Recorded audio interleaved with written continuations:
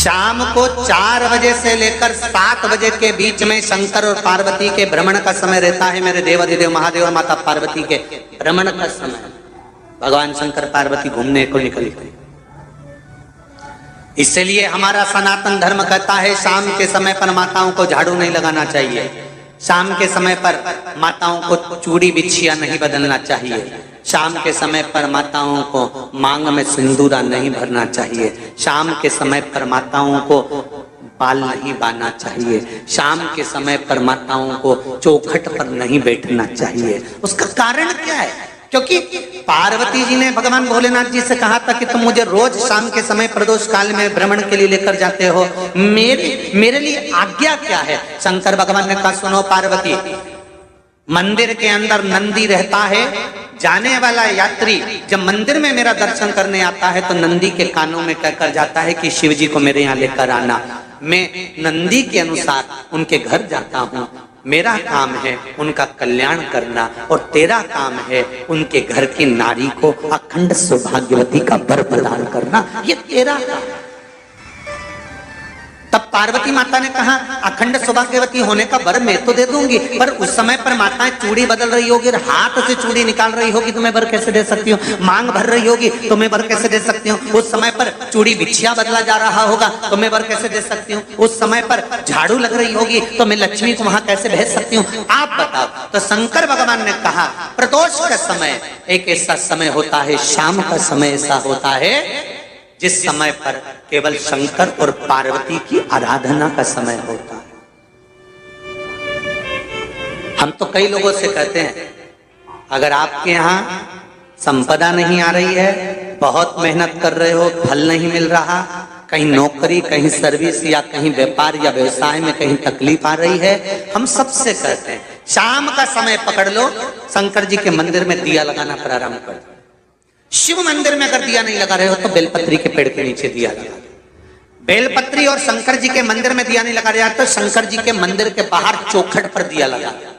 इतना भी नहीं कर सकते तो अपने घर के बाहर अपने द्वार पर दिया लगा दो, पर शंकर जी के नाम का श्री शिवाय नमस्तुभ्यम बोलकर शंकर भगवान को याद कर कर अपनी कामना कर कर बाबा का स्मरण कर कर पंचाक्षर मंत्र नमः शिवाय, षडाक्षर मंत्र ओम नमः शिवाय, द्वादशाक्षर मंत्र ओम नमो भगवते वासुदेवाय, जो मंत्र तुमको याद है उसका स्मरण कर कर लक्ष्मी हो चाहे नारायण हो चाहे राम हो चाहे कृष्ण हो स्मरण कर कर शाम के समय बाहर दिया लगा दो, दरवाजे के पास लगा दो। वो सुनेगा जरूर, आएगा तो उसका वेलकम जरूर होगा और वो कुछ देकर जरूर जाएगा। नियम तो बनाओ, उसकी चौखट पर जाकर कहना प्रारंभ।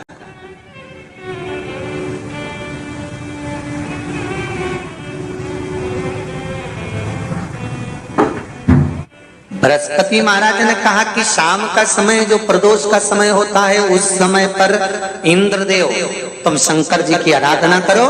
शिव आराधना से शंकर जी जो मार्ग प्रशस्त करेंगे, शिव आराधना से जो शंकर जी कहेंगे वो तुम करना, ठीक है? आराधना करी बाबा भोलेनाथ जी।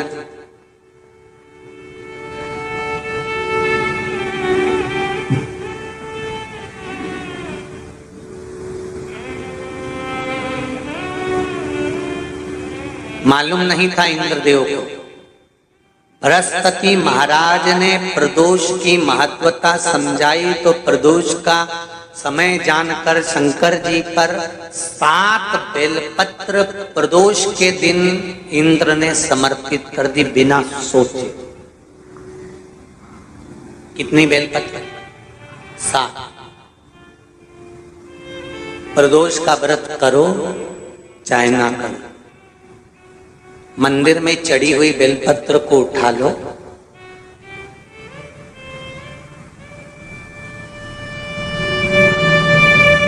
बेलपत्र का ब्रह्म कमल बना लो,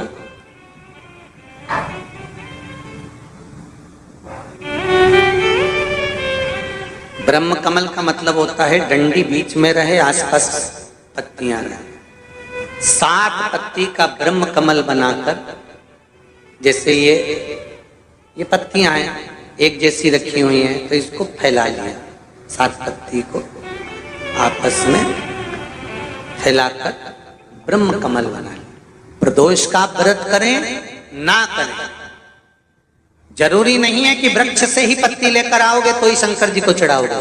शिव जी पे से चढ़ी हुई उठाकर धोकर ब्रह्म कमल बनाकर बाबा से विनय कर कर, हे प्रभु आज मैं इस काम के लिए जा रहा हूं, बाबा मेरा यह कार्य है, बोलकर श्री शिवाय नमस्तुभ्यम बोलकर शिवलिंग पर समर्पित कर दो।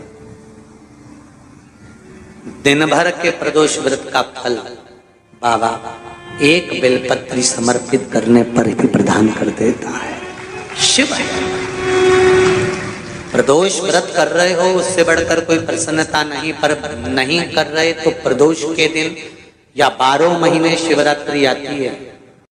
अगर आप भी पंडित प्रदीप मिश्रा जी की वीडियो देखना चाहते हैं, पंडित प्रदीप मिश्रा जी के उपाय आपको अच्छे लगते हैं तो आप वीडियो को लाइक ज़रूर करें और चैनल को सब्सक्राइब करके ज़रूर रख लें। अगर आपका कोई सवाल हो तो आप नीचे कमेंट ज़रूर करें, आप वीडियो शेयर भी ज़रूर करें।